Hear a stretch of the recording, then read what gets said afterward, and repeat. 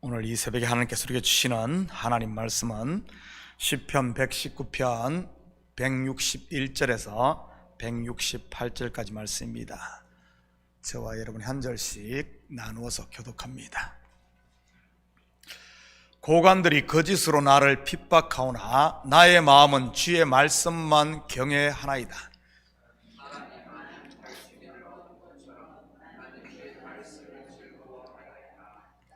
나는 거짓을 미워하며 싫어하고 주의 율법을 사랑하나이다.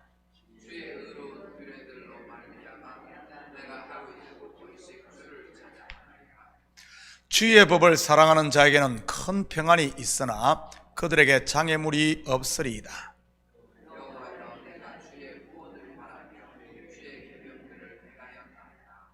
내 영혼이 주의 증거들을 지켜 싸우며 내가 이를 지극히 사랑하나이다.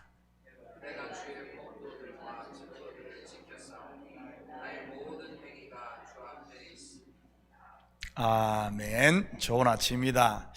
오늘 본문은 히브리 알파벳 21번째 철자인 쉰으로 모든 절이 시작되는 제21년입니다. 본문의 주제는 환난과 박해 중에도 오직 주의 말씀만을 붙들고 사랑하겠다는 저자의 신앙 고백이지요. 우리 교회에서는 매주일 예배 때마다 사도신경을 고백합니다. 사도신경이란 예수님의 제자들 곧 사도들이 믿었던 신앙을 정리해서 고백하는 것이지요.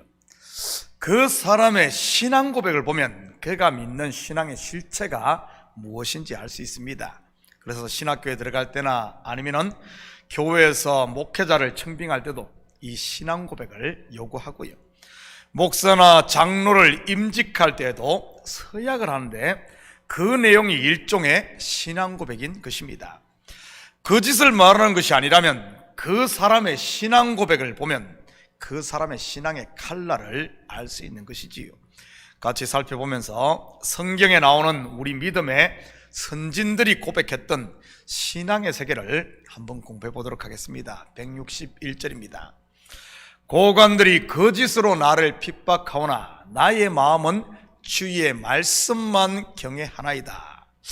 왜 저자가 고관들로부터 박해를 당했는지는 정확히 알 수 없습니다. 그렇지만 성경에 나오는 많은 케이스를 보면 경건하게 살려고 했던 하나님의 사람들이 불의로 달려가는 이 세상에 대해 바른 말을 했기 때문일 가능성이 참으로 높습니다. 그럴 때 힘 있는 자들은 거짓 선지자까지 매수해 박해를 했던 것이고요. 대표적인 경우가 북이스라엘 아합 왕 때 미가야 선지자 아닙니까? 북이스라엘의 아합 왕이 남유다의 여호사밧 왕과 함께 길르앗 라못을 점령할 계획을 세웁니다. 그때 여호사밧이 전쟁에 앞서 하나님께 묻자고 제안을 하고요. 그때 아합은 400명의 선지자를 불러 하나님의 뜻을 묻습니다. 전쟁에 나갈지 아니면 나갈지 말지요. 그러자 그들은 일제히 전쟁에 나가면 승리할 것을 예언합니다. 400명이 그것도 만장일치로 말이지. 이렇게 승리를 장담하자 유다의 여호사밧 왕은 다른 선지자에게 한번 물어보기를 청합니다. 그때 불려온 선지자가 미가야고요. 400명이 한꺼번에 그러니까 조금 뭔가 불안했던가 봅니다. 그는 이 전쟁에서 아합 왕이 죽을 것을 이 미가야 선지자가 예언합니다. 그러자 어떤 일이 일어난 줄 압니까? 열왕기상 22장 26절 27절입니다. 이스라엘의 왕이 이르되 미가야를 잡아 성주 아몬과 왕자 요아스에게로 끌고 돌아가서 말하기를 왕의 말씀이 이놈을 옥에 가두고 내가 평안히 돌아올 때까지 고생의 떡과 고생의 물을 먹이라 하였다 하라. 그렇다면 바른 말을 한 미가야 선지자만 이런 박해를 당했을까요? 아닙니다. 이사야 선지자, 예레미야, 세례 요한, 심지어 하나님의 독생자 예수님까지 진리를 전하자 박해를 했던 것입니다. 물론 초대교회 성령 충만을 받아 바른 말씀을 전했던 서대반도 박해를 받아 돌에 맞아 죽었고요. 지금이라고 예외일까요? 아닙니다. 이러한 일은 지금도 반복되고 있는 것입니다. 진리편에 서면 거짓으로부터 박해받는 것 말이지. 그런데 우리가 잊지 말아야 될 것은 이러한 박해를 견딘 자에게는 상이 있다는 사실입니다. 저는 우리 식구들이 좀 힘들다고 도망가거나 피하지 마시고 그런 일이 있을 때마다 주의 말씀을 붙들 수 있기를 축복합니다. 잠시 잠깐 동안만 있는 사람의 박해를 두려워하지 마시고 영원한 상급을 주시는 하나님을 경외하는 것 말이지. 162절입니다. 사람이 많은 탈취물을 얻은 것처럼 나는 주의 말씀을 즐거워하나이다. 여러분에게 있어 가장 즐거운 때는 언제입니까? 성경에는 두 가지의 즐거움을 소개합니다. 하나는 추수 때의 즐거움이고 또 하나는 탈취물을 나눌 때의 즐거움입니다. 저는 시골에서 자라 이 추수 때의 즐거움을 압니다. 특히 가을에 고구마를 캘 때나 볕 타작할 때의 즐거움 말이지. 특히 고구마는 한 줄기만 뽑아도 큰 고구마가 5개씩 올라오니 금방 한 가마니가 찹니다. 그러니 고구마를 캘 때는 시간 가는 줄 모르지요. 타작을 할 때도 가마니 위에 나락 쌓이는 것을 보면 참 얼마나 즐거운지 모릅니다. 반대로 봄에 모내기를 할 때나 고구마 줄기를 심을 때는 얼마나 지루한지 모르지. 모내기를 할 때 심어야 할 논을 바라보면 앞이 캄캄합니다. 그것도 다 일일이 당신은 손으로 하나하나 심었잖아요. 언제 이 일을 다 끝내나 하고 말이지. 그럴 때마다 부모님께서 입버릇처럼 하신 말씀이 있습니다. 얘야, 눈은 게으르고 손은 부지런하다. 눈은 앞을 쳐다보면 참 일을 할 수가 없어요. 언제 다 할까 싶어서. 그런데 그 눈을 바라보는 눈이 아니라 손으로 움직이다 보면은 어느 순간 보면은 이만큼 남았구나, 이만큼 남았구나 하며 그 넓은 논에 모내기를 다 끝내는 것을 볼 수가 있지. 아무튼 씨를 뿌리는 봄일은 추수 때의 가을 일보다 몇 배는 더 힘듭니다. 추수 때는 아무리 힘들어도 힘든 줄 모르고 일을 하고요.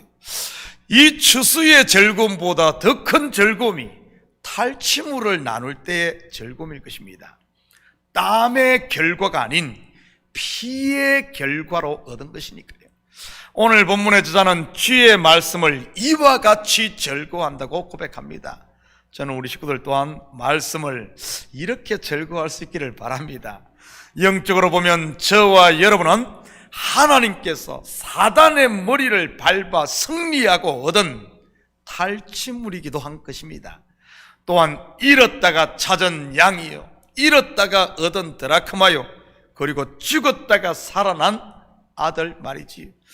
잃었다 찾은 주인의 즐거움이 얼마나 컸던지 그 즐거움을 혼자 감당할 수 없어 친척까지 불러 모아고 잔치를 벌이지 않습니까? 누가복음 15장에 보면 말이지. 이처럼 말씀을 진리로 알아 그 속에서 아버지의 마음을 알게 되면 또한 아버지의 즐거움에 우리가 함께 동참하게 되는 것입니다. 164절입니다. 주의 의로운 규례들로 말미암아 내가 하루 7번씩 주를 찬양하나이다. 성경에서 7은 단순히 숫자만을 말하는 것이 아니라 완전, 충만 또는 안식을 의미하는 수입니다. 그런 면에서 본절을 보면 저자는 비록 그의 환경은 박해와 고난의 상황이지만 말씀을 통해 그 영혼이 은혜와 평강으로 충만하고 그 영혼이 안식하고 있음을 보게 됩니다. 그래서 감사와 찬양의 삶을 살고 있는 것이고요. 똑같은 환경을 두고도 속에 이런 은혜가 있는 사람과 그러지 않은 사람은 전혀 다른 삶을 살게 되는 것입니다. 한쪽은 천국을, 한쪽은 지옥을 말이지. 오른편의 삶을 사느냐 아니면은 왼편의 삶을 사느냐에 따라 말입니다. 왜냐하면 이 땅에서는 완전한 빛도 그렇다고 완전한 어둠도 없으니까요. 아무리 좋은 환경인들 완전한 곳이 어디 있겠습니까? 우리 식구들은 오른편의 삶, 곧 어둠을 보지 마시고 여러분 빛을 볼 수 있기를 축복합니다. 그러면 감사와 찬양의 천국의 삶을 이 땅에서 누릴 수 있을 테니 말이지. 가만히 보면 불평하는 사람은 항상 불평하고 감사하는 사람은 항상 감사하는 것을 보게 됩니다. 환경이 문제가 아니라 자기의 마음이 문제라는 사실입니다. 환경을 바꾸려고 하지 마시고 말씀 앞에 내가 순종함으로 내 마음이 바뀔 수 있기를 축복합니다. 그러면은 매일의 삶을 천국의 삶을 살 수 있을 테니 말이지. 165절입니다.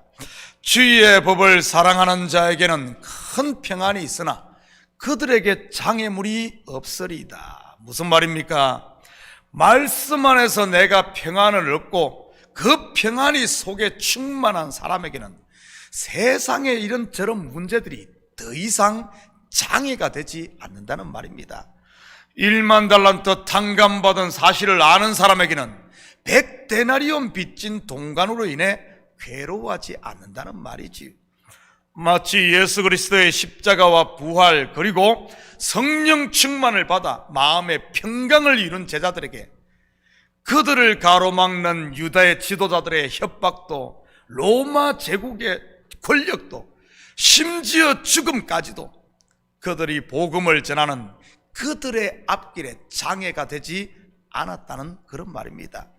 그런데 이런 구원의 샬롬이 없는 사람에게는 작은 말 한마디도 때로는 장애물이 되어 그것을 넘어가지 못하고 주저앉게 됩니다. 저는 우리 식구들이 주의 말씀을 사랑하고 그 말씀을 통해 처음 사랑을 내 속에 회복함으로 사람의 말에 매이지 않고 자유할 수 있기를 축복합니다. 누가 이 말한다고 삐지고 누가 저 말한다고 하던 일 때려치우고 목사가 설교에서 무슨 말 했다고 교회 옮기고 그러지들 마시고요. 내 속에 가시가 있는데 어디를 간들 그 가시가 찌르지 않겠어요? 문제는 외부에 있는 것이 아니라 사실은 내 속에 있는 것이니까요. 한 절만 더 보고 마칩니다. 168절입니다. 내가 주의 법도들과 증거들을 지켰사오니 나의 모든 행위가 주 앞에 있음이니이다. 자칫 이 말은 자기의 행위를 하나님 앞에서 자랑했던 바리새인의 기도처럼 보일 수 있습니다. 그런데 사실은 고난 가운데 말씀을 붙들고 살았던 저자가 자신을 내려놓고 이제는 하나님의 은총만을 바라는 그런 강구인 것입니다. 나는 최선을 다했으니 이제는 모든 것이 당신에게 달렸습니다 하는 그런 기도 말이지. 이것이 바로 우리가 본받아야 할 신앙의 모습이 아닐까 생각합니다. 내 일은 내가 책임진다는 인본주의도 아니고 그렇다고 하나님이 다 알아서 할 테니 나는 아무것도 안 해도 된다는 그런 낙관주의가 아닌 주어진 환경에 최선을 다하지만 하나님의 때는 과감히 모든 것을 내려놓고 맡길 수 있는 하나님의 은혜를 구할 수 있는 이런 신앙 말이지. 이것이 바로 믿음의 선진들이 걸었던 길인 것이고요. 아브라함, 이삭, 야곱도 모세와 다윗 그리고 초대교회 사도들이 걸었던 길 말입니다. 사랑하는 성도 여러분, 오늘 하루도 말씀 앞에 나를 내려놓는 삶을 통해 내 속에 있는 모든 이런 담들을 허물어 버리심으로 이제는 은혜와 평강의 하나님 나라를 누리고 사는 이런 복된 하루가 되시기를 예수님의 이름으로 축복합니다. 같이 기도하십시다. 사랑의 아버지 하나님, 참으로 감사드립니다. 저희들을 사랑하시고 오늘 이 새벽도 아버지 하나님 주님 앞에 서게 하시니 참으로 감사를 드립니다. 맞습니다. 모든 원인은 밖에 있는 것이 아니라 바로 내 속에 있음을 알게 하시고 내 속에 담을 허물어 버리고 내 속에 있는 가시를 빼므로 말미암아 하나님께서 복으로 주신 하나님의 나라를 누리며 감사하며 찬양하는 이런 성도의 삶을 살게 도와주시옵소서. 사단이 뿌린 가라지로 인해 아버지 하나님 내 속에 곡식이 자라는 방해가 되지 않도록 항상 깨어있는 저희들 되게 도우시고 아버지 하나님 말씀을 사랑하고 기도하며 매일매일 나는 죽고 예수로 사는 삶을 통해 우리 가운데 하나님 나라가 우리 가정의 아버지 하나님 평강이, 우리의 삶의 영역이 하나님께서 사랑하시는 자 여디디아의 복을 마음껏 누리는 저희들 되게 도와주시옵소서. 이스백도 간구하는 기도 제목마다 주님 다 들으시는 줄 믿사오며 이 모든 말씀 예수님의 이름으로 기도드립니다. 아멘.